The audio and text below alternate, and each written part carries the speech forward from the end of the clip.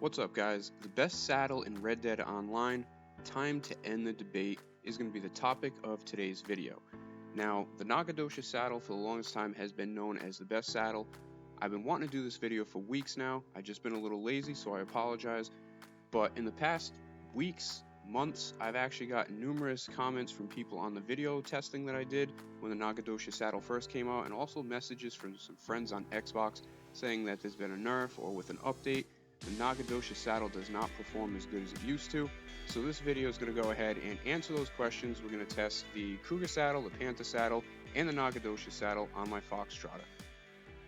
So as soon as those comments started first coming in, I did my own testing. I left it alone, but recently I've gotten even more comments saying that the Nocogdoches Saddle isn't that great. So here we are with the Panther Saddle. I'll see you guys in Annesburg.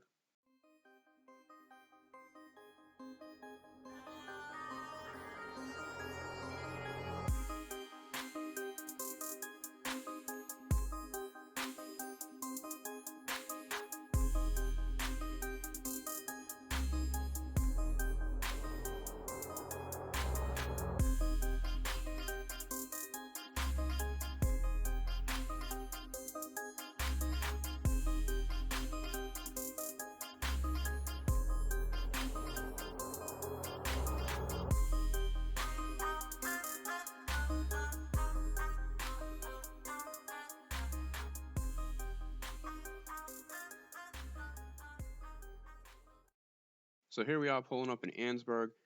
This Panther Saddle performed exactly the same as it did in that video that I put out a while back when the Nocogdoches Saddle first came out. Basically, you'll see the fortification ring of my stamina ends up being empty once we get to this tower here. So whether it was, weeks ago or today, Panther Saddle performs exactly the same. We're going to go ahead and jump on the Cougar Saddle now. One thing I will say about the Cougar Saddle, I do not have the best stirrups. I do have stirrups that give me the +2 for speed and acceleration, but there may be about a 5% difference for the stamina versus some of the other stirrups on those other two saddles. So we're going to go ahead and take this test. We'll see the results. I'll see you in a little bit.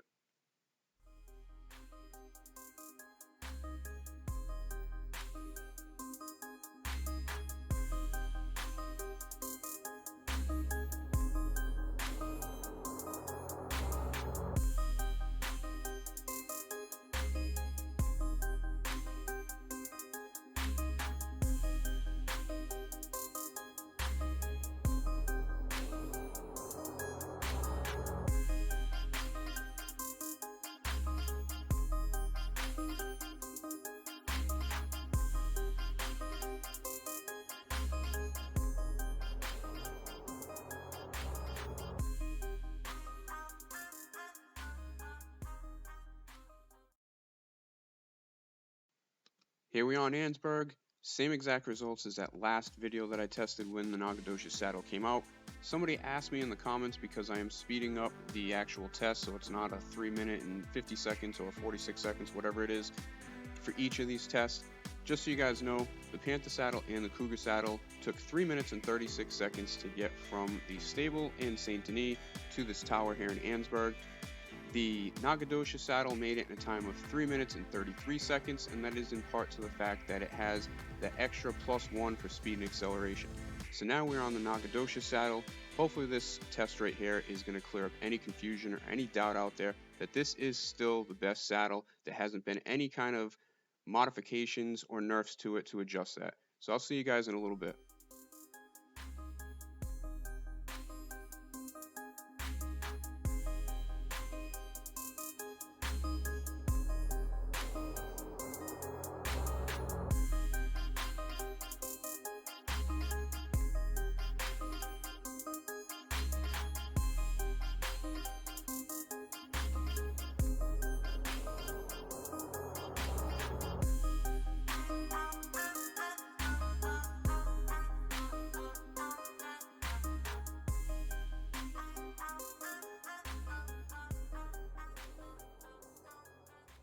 So I'll go ahead and admit I was a little pissed off when those comments started coming in because I figured, what the hell, Rockstar releases a Nocogdoches Saddle at over $500, and then a short time later they're going to go ahead and nerf it.